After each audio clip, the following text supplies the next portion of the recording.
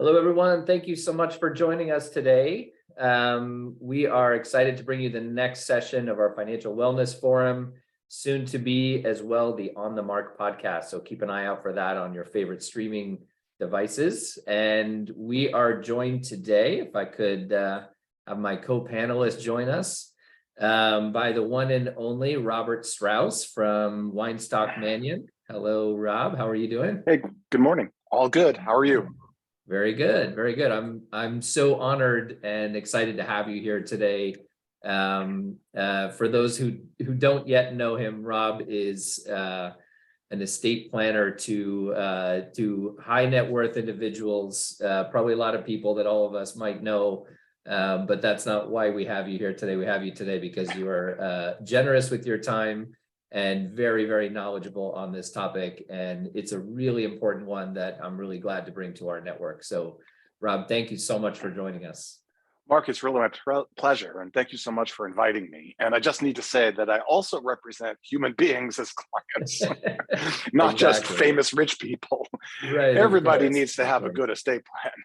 That is very true. And we'll go through some real life examples of that as we go through today's session. So, Rob, maybe you could just give a quick introduction for yourself so the group can get to know you a little bit. Sure. So I'm Rob Strauss. I'm a partner at this firm called Weinstock Mannion, which is a law firm in Century City in Los Angeles. And all we do at my firm is estate planning. I think we have 23 lawyers practicing in this area and maybe 55 overall employees. So we're pretty busy and active in the field of estate planning. And we handle a variety of matters in that kind of area. We have a team that does nothing but trust and estates litigation, which is absolutely positively something that you all want to avoid. And I thank God every day that that's not me, because it's some of the nastiest stuff involved, children suing parents and brothers suing sisters and sisters suing brothers. It's just so mom loved you better, that kind of stuff. And we have a team here that does post-death work, making sure that the assets go where our clients wanted them to go in the manner that our clients wanted, and when necessary, filing estate tax returns, and when necessary, and we do everything humanly possible to avoid this, navigating the probate court.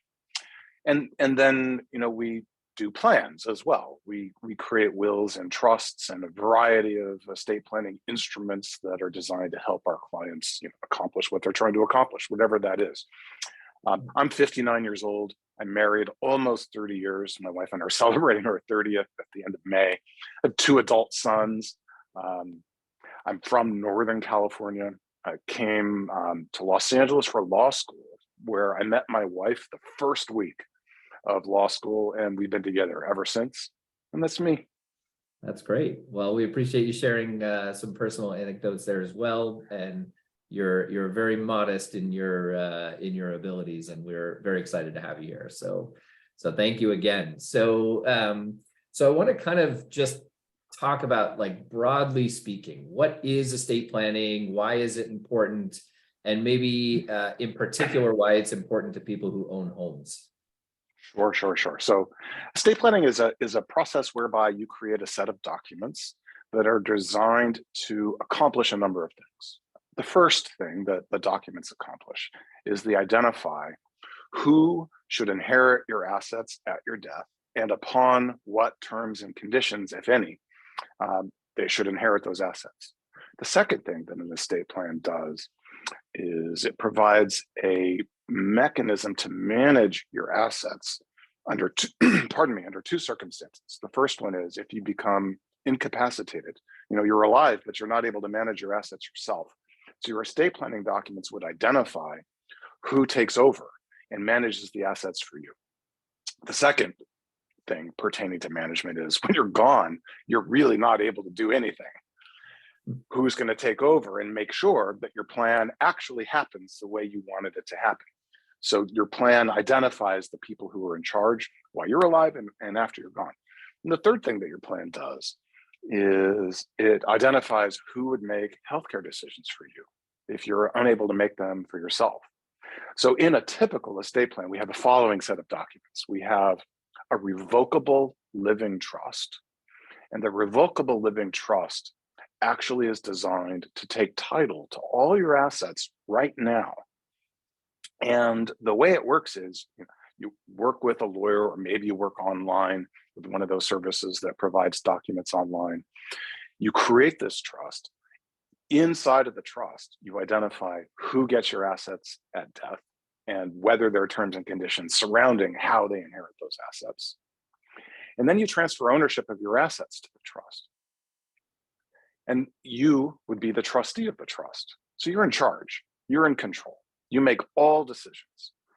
Specifically, as trustee, you make all investment decisions, same as you do now.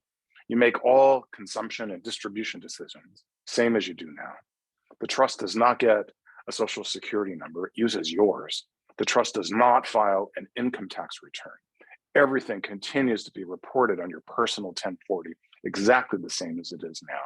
So when you create a trust and you transfer your assets to it, really everything remains the same except for one thing.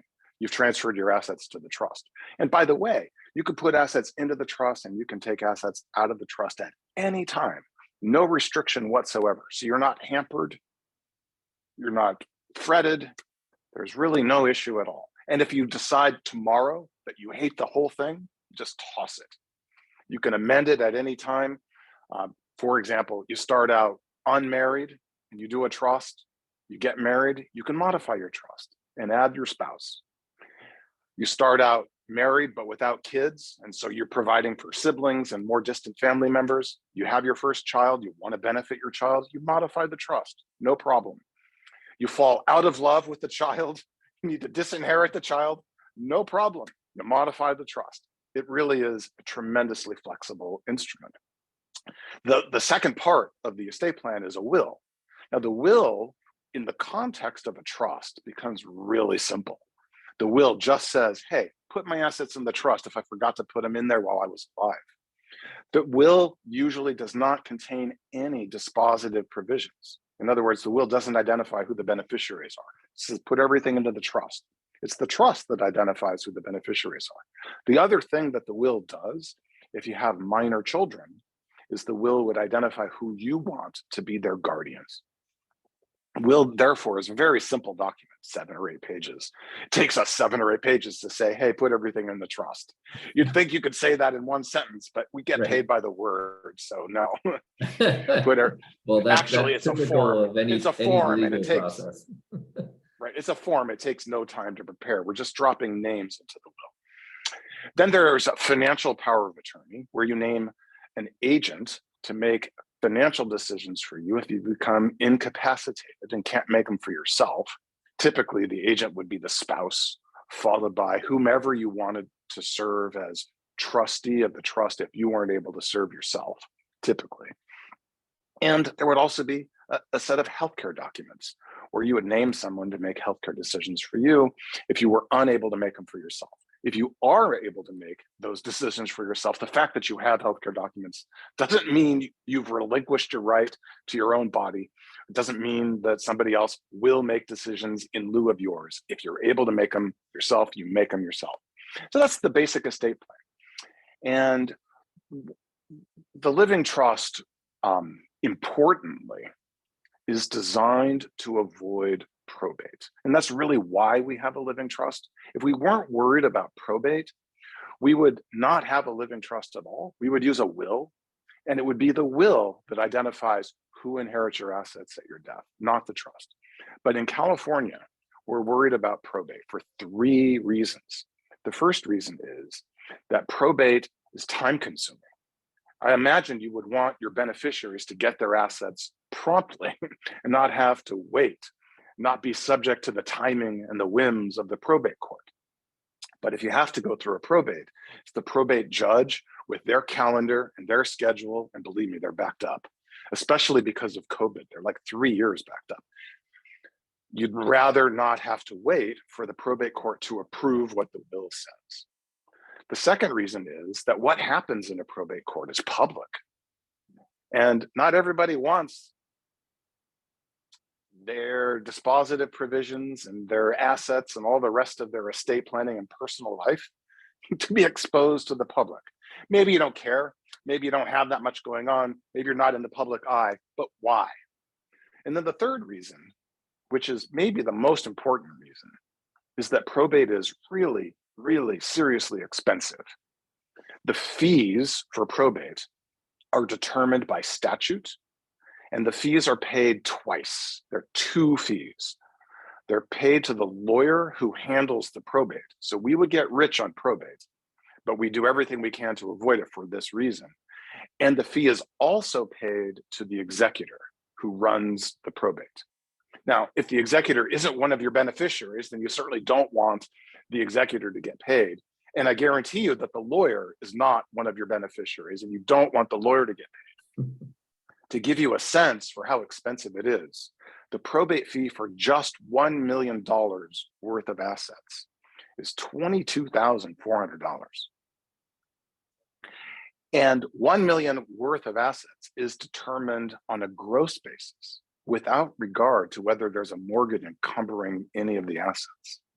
So it can be really and truly expensive, and therefore actually cost effective and financially savvy to do an estate plan and avoid a probate. Now, everything that I just said about assets applies especially so to a personal residence. Who's supposed to get the home? What's supposed to happen with the home? Do you want the home to be sold at death? Do you want the home to go to one of the kids? Do you want the home to be shared by multiple kids?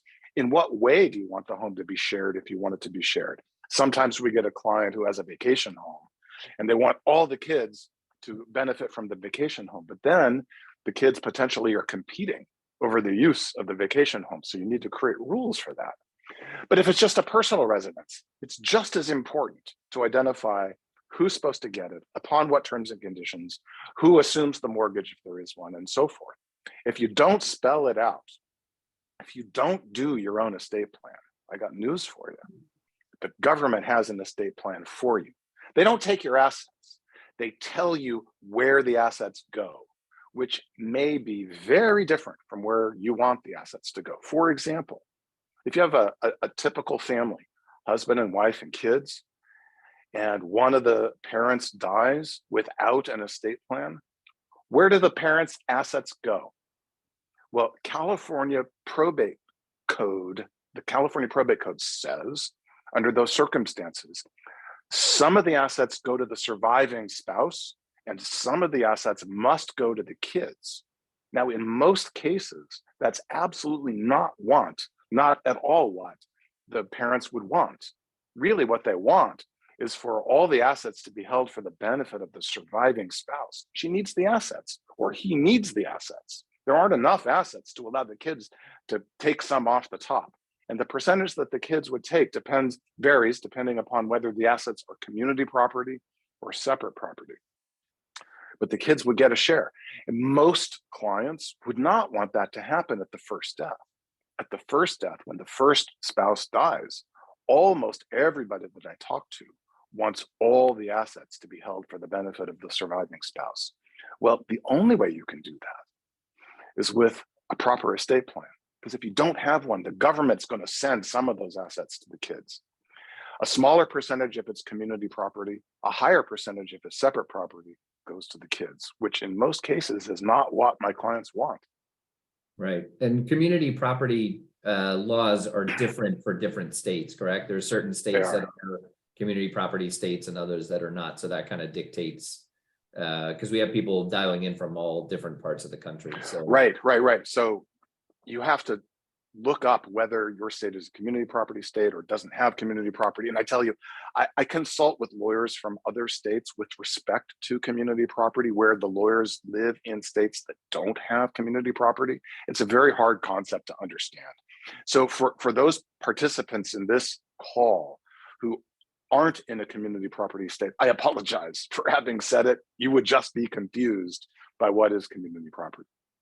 Right. But all these concepts are important to understand, especially as it relates to avoiding probate, because it's so expensive, and also because basically you're told what has to happen with your familial assets.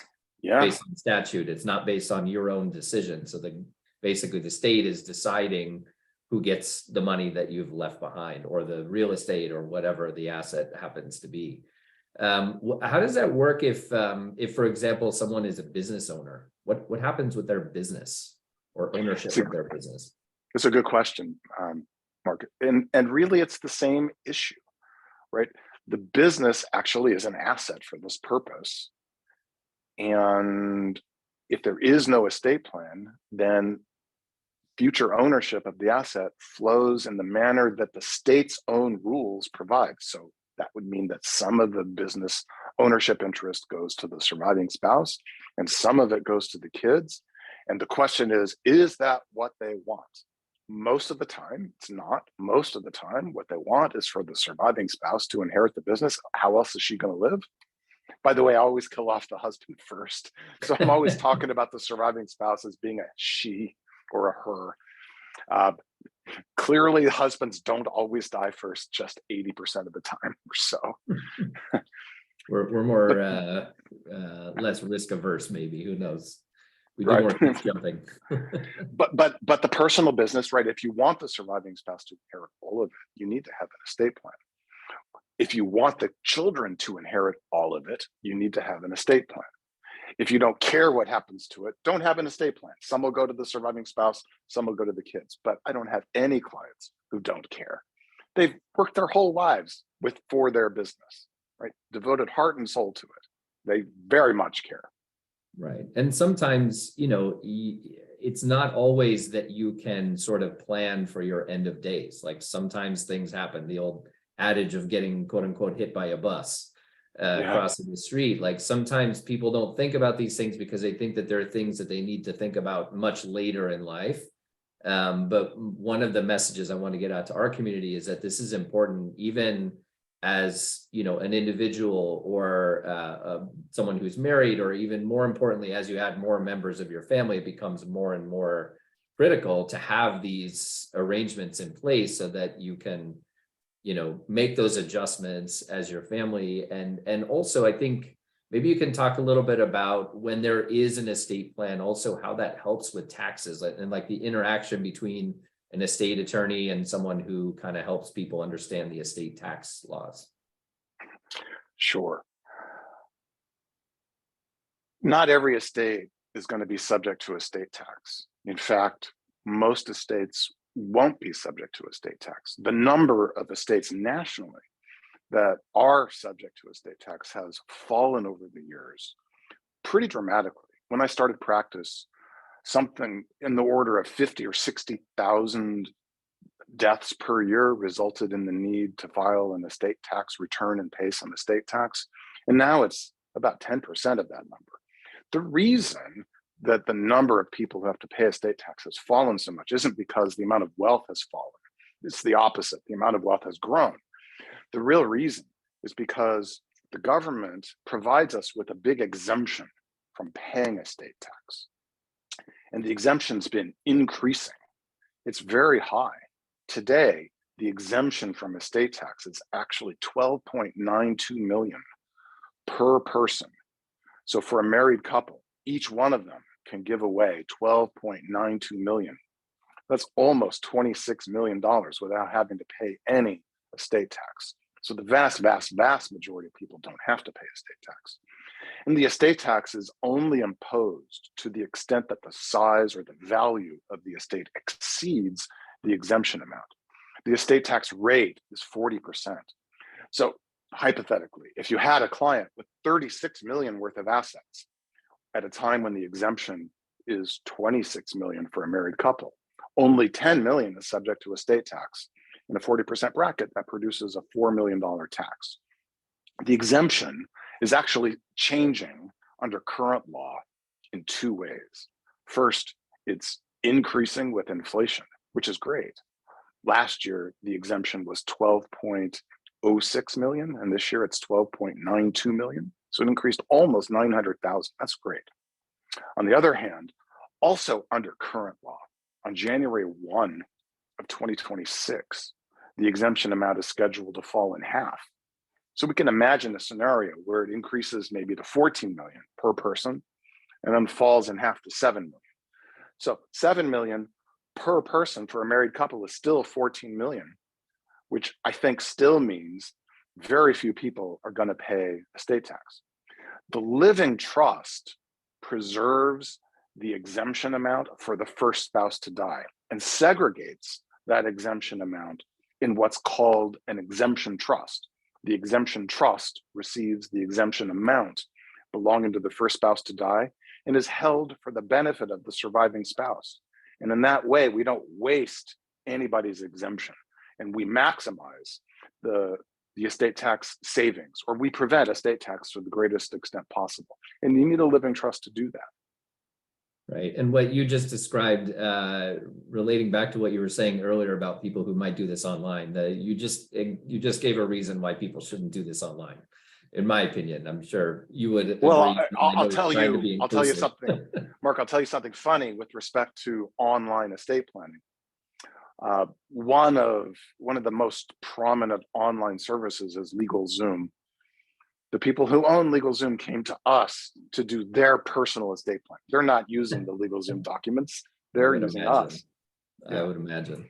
And I'll also tell you something that you said a couple of minutes ago about the reluctance or the hesitancy of people to do estate planning. Look, candidly, in my experience, and this really is the case, people just don't want to confront their own mortality. They just don't want to. And that's nobody's fault. That's how we're wired, right? We go through our days ignoring the fact that at some point in the future, we're going to die. I hate that idea. I really do. But I experienced it personally with my father. My father was a Harvard-educated lawyer, a brilliant man by any standard, completely rational. And, I'm an estate planning attorney. So I said, Dad, when are you guys, meaning my mother too, when are you guys going to do your estate plan? What was my father's response? He said, if I do my estate plan, I'm going to die. I said, right. Dad, I'm sorry to tell you, even if you don't do your estate plan, at some point, you're going to die. Right. That actually did not persuade him. It took him 10 years to come around to the idea that, oh, maybe we should do our estate plan. But here's what I want to say about that. If you're aware of the idea that you should do an estate plan, and if you're aware of the normal emotional response that everybody has, that they don't want to confront their own mortality, just take a moment to overcome that emotional response and do the smart thing. Save your family the money, make sure your family's properly taken care of. Just do the right thing. You don't have to do it with me. I'm not making a pitch for business. Right. I'm making a pitch for you, for yourself, to protect yourself. Agreed. I guarantee if somebody was able to think back after their own death, to wonder if it would have been worthwhile to confront those demons, so to speak, to put that plan into place. And I don't think there's any question that they wish they had if they didn't. And I know there's been some high profile people in the news who did not have estate planning. I think I want to say Prince was one of them, where, just a massive estate, I would imagine, that had no specific predetermined way that estate was going to be distributed. And what happens in those cases just goes to the court and then probably ends up there for many years. And then Prince is a notorious example for that. He in fact did die without an estate plan. And since I and my firm are relatively prominent in the estate planning world, we received a number of interview requests from journalists asking about Prince and Prince's plan and what would happen. And so I accepted a number of those just because I wanted to help the journalists who needed to put these articles together. Yeah. And it shows the importance of why people need to do this. One question that they all asked, almost the first question, are you surprised that Prince did not have an estate plan? And my initial reaction to that question was, yeah, I'm a little bit surprised. Prince, as a wealthy, prominent person, had access to all the advice that he needed, right? For sure, he had lawyers and accountants and business managers and agents and all these people around him who probably I don't know for sure, but probably were telling him, you need to do an estate plan. And then he just didn't. And the fact that he didn't for sure meant that his philanthropic objectives weren't going to be fulfilled, not unless all the beneficiaries of the estate agreed. And of course, they all have an economic incentive to not agree because they want the money for themselves. But then I realized I shouldn't be surprised because literally every single day, we get new clients in the office who have never done an estate plan. They've been walking around the world, dodging buses, and they haven't done an estate plan. And thankfully they come in and they get it done. But it's pretty darn common for people to not have it, even people you would think would because they're getting good advice. I guess that underscores personal responsibility, right? And the need for each individual to recognize, hey, I need to do this for myself. Doesn't matter whether somebody is or isn't advising me to do it. I realize, hey, I've got some assets. I want them to go in a certain way. I might have a health concern in the future. I should get this taken care of.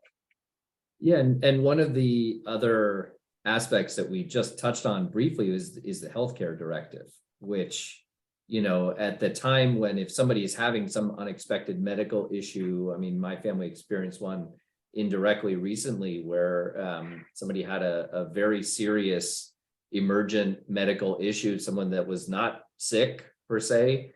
And there was a very quick call to determine like what were the directions of the person who was going through this as far as resuscitation and, you know, all these different things. And like, you think about it in that context and you really realize like if something were to happen unexpectedly, how important that is to have that determined so that you can move quickly and make decisions as a family when you're in that type of emergent situation. Yeah, I agree completely. A friend of mine framed it like this. I remember when our kids were much younger. My friend said,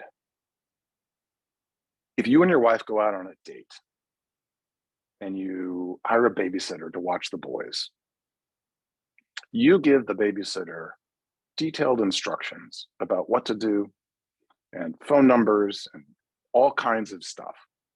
You even do that for your dog when you go on vacation. And you're just going on a date or you're just going on vacation. You're not dying. It's not a permanent thing. It's a temporary thing. Don't you think on a permanent basis should have the same kind of instructions? Well, that really resonated with me. I mean, I was already in this profession, but as a thought experiment, yeah, that really brought it home. It really did. Yeah, it gives you context for sure. And I want to make sure the audience doesn't lose sight of the fact that estate planning is not only important if you're planning on giving away more than $26 million. There are other components of it that just direct where whatever money you have is supposed to go. So don't get lost on that number and think that this isn't still important. If you have 1 million, which used to be a lot of money.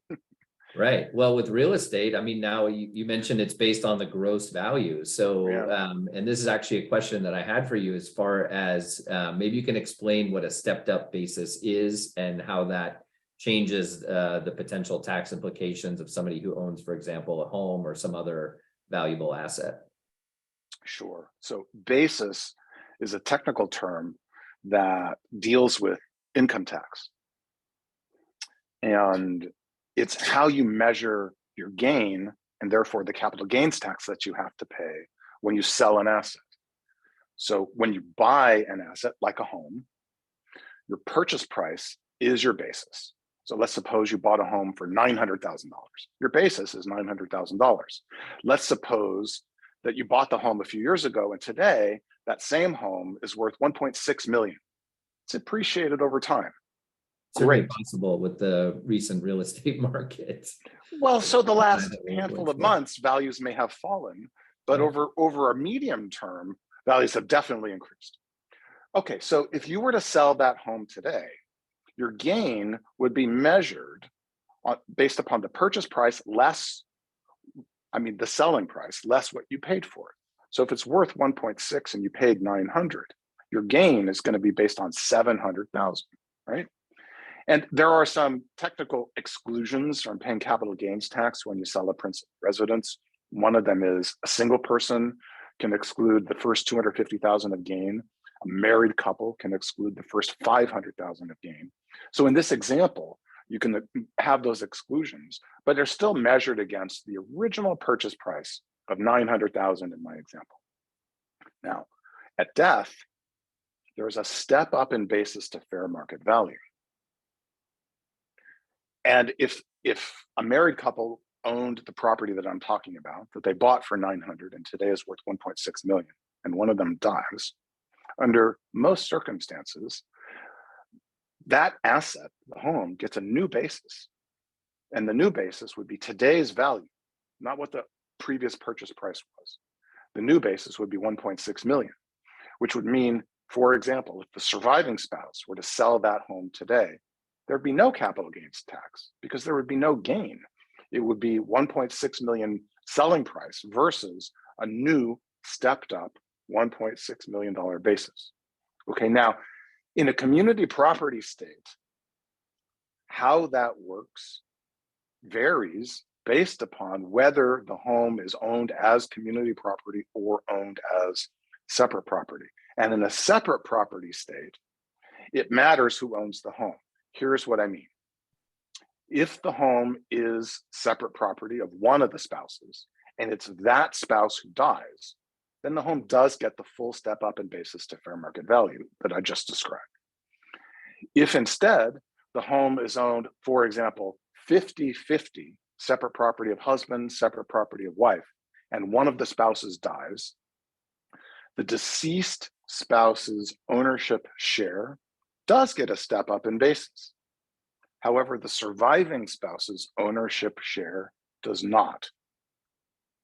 And so if the surviving spouse were to sell that asset, maybe it's the principal residence, and move to Florida,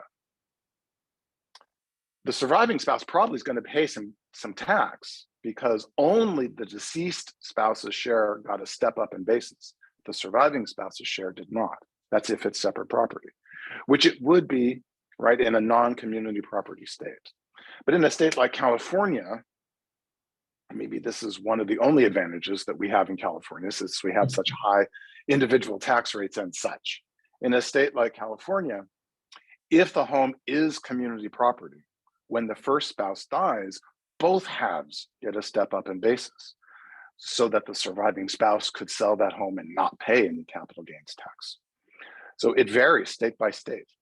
Right. And so you're bringing up remembering a client situation where it was one surviving spouse who had owned the home for many years on her own, and she was not in the greatest of health, and she was thinking about selling her property before she was so sick that she wouldn't make it anymore.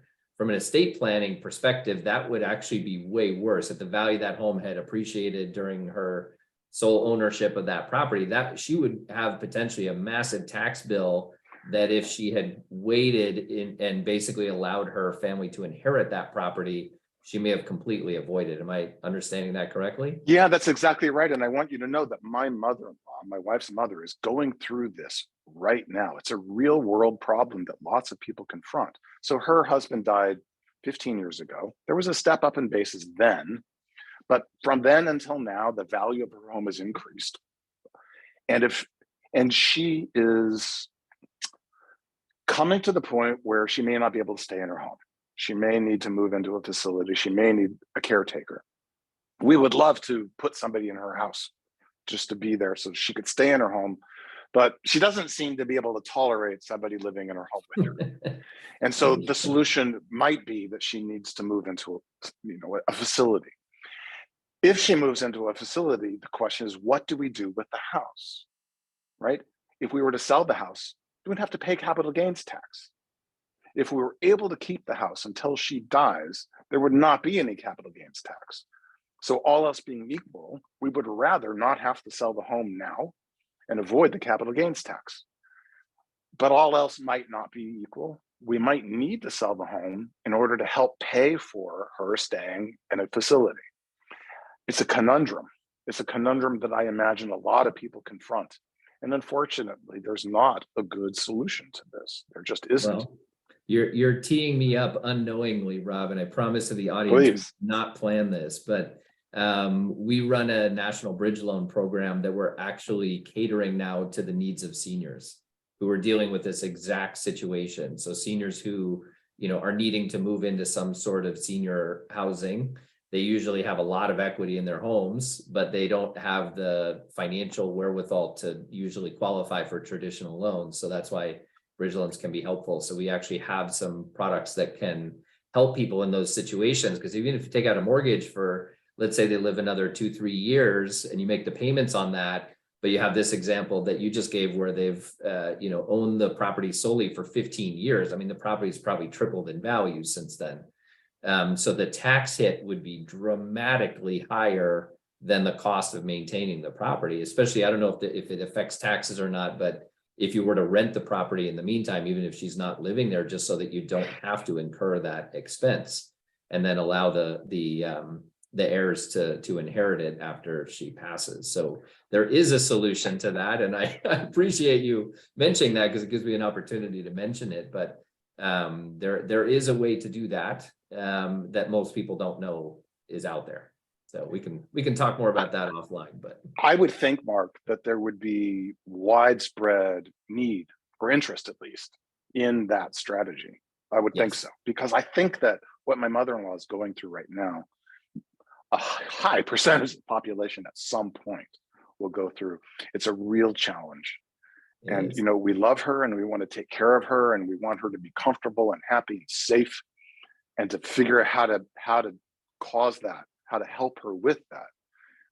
The ability to borrow against her house might be just the solution.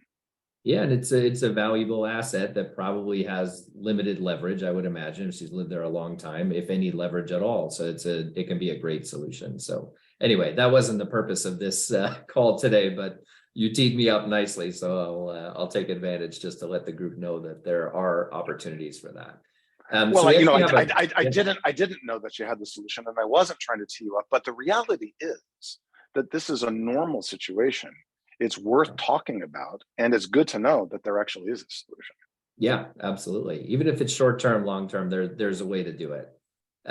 So there's actually a question in the chat that I don't think the group can see, but it says, how is the cost basis on sale of real estate affected by having the property in a trust as opposed to, say, a will? Is there any difference? No difference at all. Okay, great. And another question, how would our product compare to a reverse mortgage? It's a different strategy. Reverse mortgage, basically you lose equity every single month.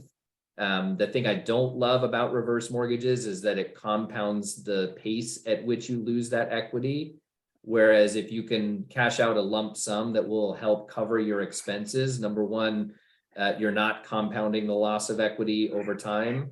And you're also able to sort of determine what the cost of living expenses are upfront for the most part, with some, maybe padding to cover that. But our product is more of a lump sum distribution that can be depleted over time, but it can also be invested in the meantime. Right. You could be invested and you could earn on it, which would offset the interest expense. Exactly. Maybe, depending on what's happening with the stock market at any given time, might even more than offset the entire expense. So it's almost like living off of your equity for free. So that's the big difference between that and a reverse mortgage. We do reverse mortgages as well, but I'm not a huge fan of them because of the compounding interest issue. You lose more and more. The pace of which you lose equity accelerates over time. And also at some point, the bank will cut you off and they'll say, sorry, you have to leave the home. You're at the maximum equity, or you just can't take out any more money. And you're going to have to start making payments on it. So so Mark, it seems to me that the question that was posed that you're answering right now just underscores the need for people to seek experienced advice from a mortgage broker who's honest, who understands what the products are, what the pros and cons are of each product, what the differences are, and can help the client find the right product at the right price. Yeah, and exactly. I'm not trying to plug you. It's just so obvious to me, I would need this kind of help. Yeah. And I'm really experienced. Yeah, and a lot of people don't know this is out there. This was kind of a new angle off of our standard bridge loan program that was meant more to help people upgrade from one home to the next more effectively. But we found a need for seniors in particular who may not even be purchasing their next home. They may be moving into some sort of assisted living facility or memory care or something like that. But it's been a well-received option for people to consider. So Makes sense. yeah, so Rob, I wanted to shift a little bit just so, I think our group is probably pretty convinced that estate planning is important at this point. If they're still listening, they understand the importance of it. So how does it work with finding a provider? Like, how can somebody find someone like yourself, or someone in their area or in their state that's familiar with the local laws? Like, what's the best way to find someone? And how do fees typically work? Like, how much does it typically cost to build a basic estate plan? So I haven't actually looked for an estate planning attorney, so I don't know what I would do, but I can tell you what my clients do, and they Sure. get here.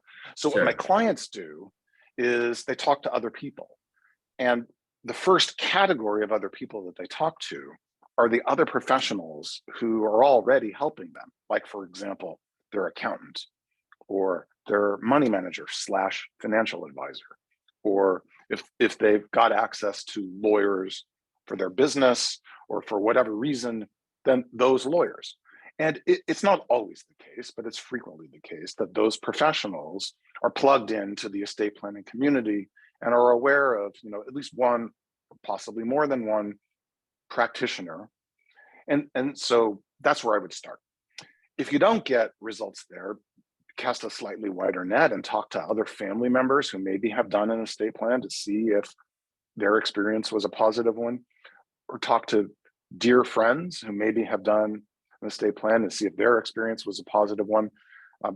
That's the best way, right? Because it's a warm introduction. Sometimes our clients ask us for referrals to estate planning attorneys in other states. And sometimes we have a warm referral because we've collaborated with lawyers in other states. Sometimes we don't. And when we don't, one of the resources that we access is a website called ACTEC, ACTEC. I think that stands for the American College of Trusts and Estates Counselors. It's an organization of estate planning attorneys who are qualified. That doesn't mean that they're good people. That doesn't mean you'll like them, but at least they have the right academic and qualifications and experience. And you can go onto that website and you can search by geography. Now, in a place like Los Angeles, you'd come up with a jillion names. That maybe isn't so helpful. But in a place like, in a smaller location, maybe you get 2 or 3 names, and that's a lot easier to navigate. But still, I would prefer to start with a warm introduction, asking the other professionals you're already dealing with, who do they know that would do a good job?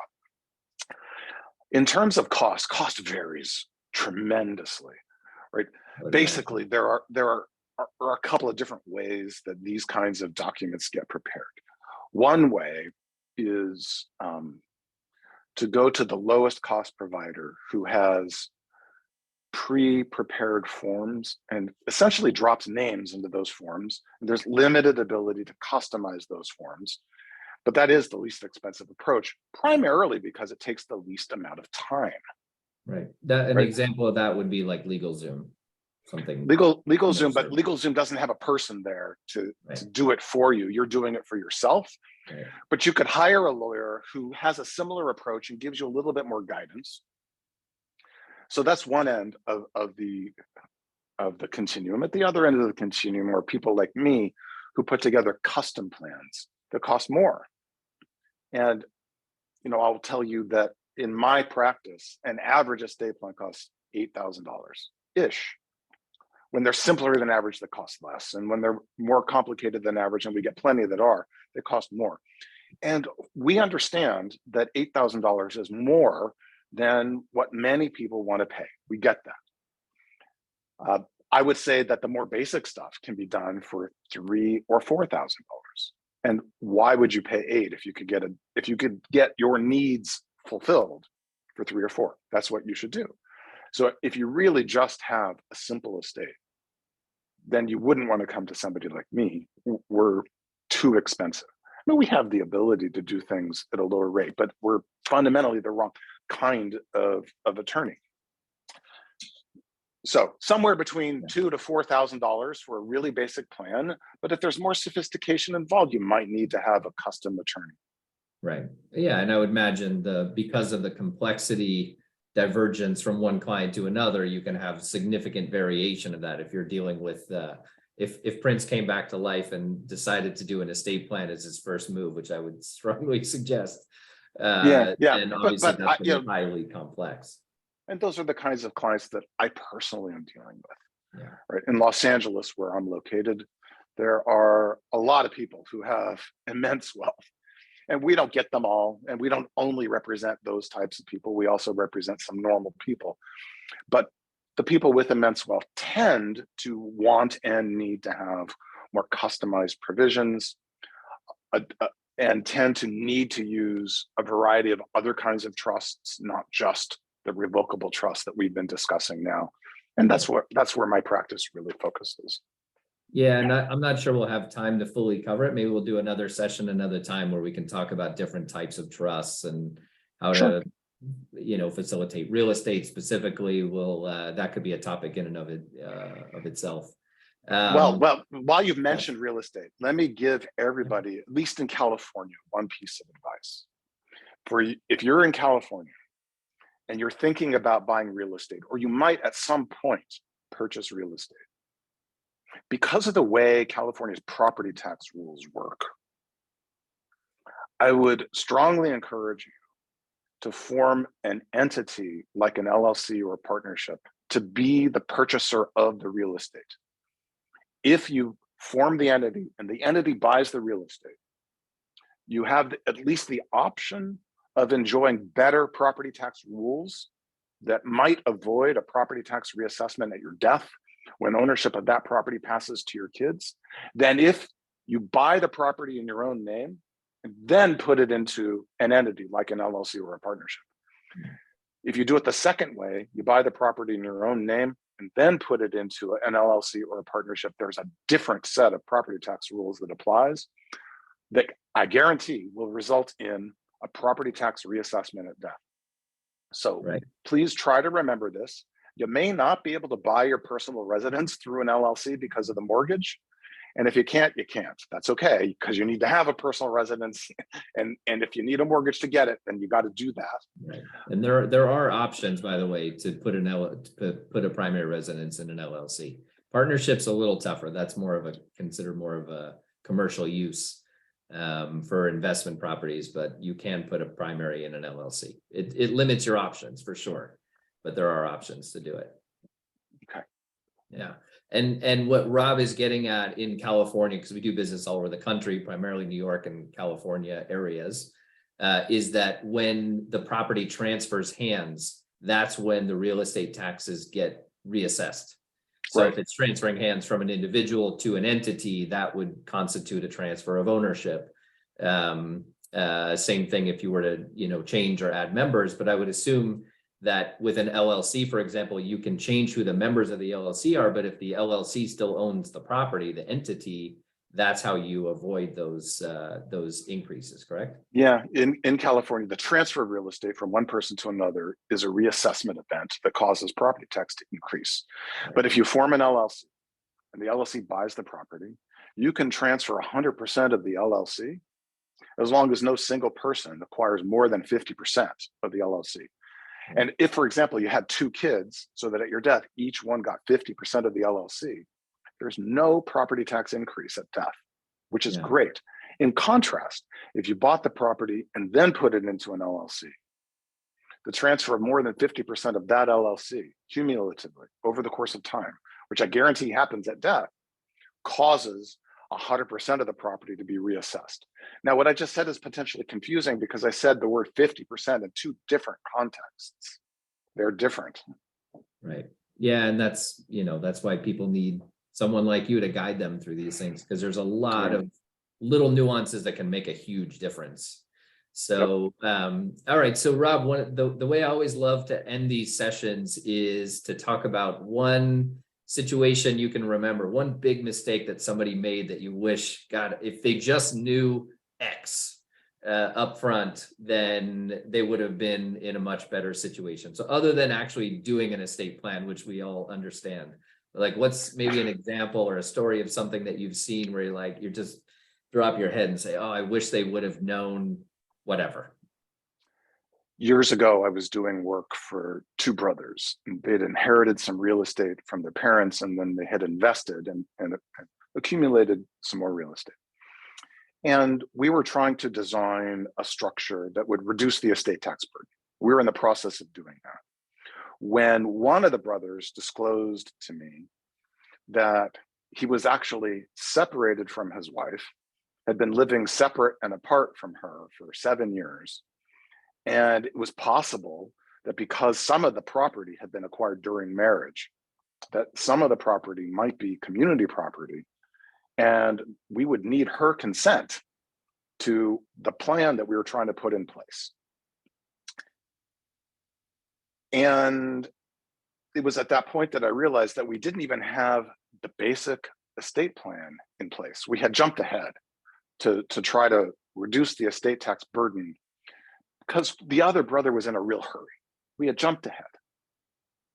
And so the separated brother reaches out to his ex, or not quite ex-wife, his separate wife, and says, we need to talk. They schedule a meeting, I guess at a family law attorney's office. And on her way there, her brake lines sever, she crashes, she dies. Ugh. With no estate plan. There you go. And we have to do a probate because we had nothing. And it was a large estate. The probate fee ended up being $460,000 of completely wasted money. Mm. And we got paid that fee. And I cannot tell you how miserable I felt about getting paid that fee. And we're not allowed to negotiate it down. It's statutory. It was such a waste of money. It could easily have been avoided. And to this day, I feel bad about it. Yeah, well, planning ahead. That's a big part of all the things that we're talking about in this financial wellness forum, is the more you can plan ahead and the more people are in your lives, the more assets are in your life, whether it be real estate or others, it becomes more and more important. And I think a lot of people, especially young home buyers, they buy a home and they think they're done. They've done, okay, we've achieved the home ownership and now we'll just start saving in stocks and, doing things to improve our financial world, but they don't think about protecting it and protecting the people around them in the event that they're not around anymore. So these things, as you said, are not always the most pleasant things to think about. What do I want people to do if I'm, in a hospital and maybe not going to survive? But those things are important. And they're things that if you put your family's interests first before your own hesitation of wanting to think through those things, you'll realize how important they really are. And for me, $8,000, whether, and this is not even a plug for you. I know we're not trying to plug each other here. That's not why we're here, but considering what the implications could be of not doing it, that seems like a pretty worthwhile expense. So maybe somebody reduces their down payment by $8,000 so that they can get a proper estate plan in place when they buy their first home. I think that's something people should be considering.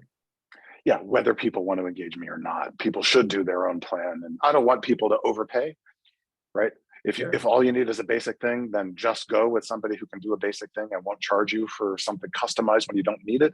If you need something customized, then you better be with somebody who can do a customized plan, because the people who do the basic ones cannot do customized plans. They fail every time. There's a real difference between someone who does and someone who does not need a customized plan. But Mark, your concern is so well-founded. And I'm very grateful that you've put together this seminar to share this information. Absolutely. And help motivate these people to take care of themselves. Yeah, it's really important, and that's something that we really value, and things that we feel are very important. And I will say, as a younger person who went through this process years ago, it just gives you peace of mind to know that these things are settled, and that, okay, if something were to happen, there's a clear plan. There's a book that says what's supposed to happen with this asset and that asset. And the key is you do need to update it periodically as you add more people in your world or your sphere, or you want to take care of other people, or you come across a cause that's really important to you that you want to make sure can benefit from your estate. Things change over time. So I think that's another important takeaway. But Sure. Or you name your best friend to be the trustee of your trust if you can't do the job, and now you're no longer best friends. right. Or if Got that best friend unfortunately passes, and then they're dealing with their Yeah. own estate issues. You just never know. But it's important to protect yourself for the times that you don't know what's going to happen. And so, Rob, I really, really appreciate. Thank you so much for your My knowledge pleasure. and expertise. I know your time is valuable, and we are so excited that you were able to join us today. So thank you so much. Thank you very much. And it's been my pleasure.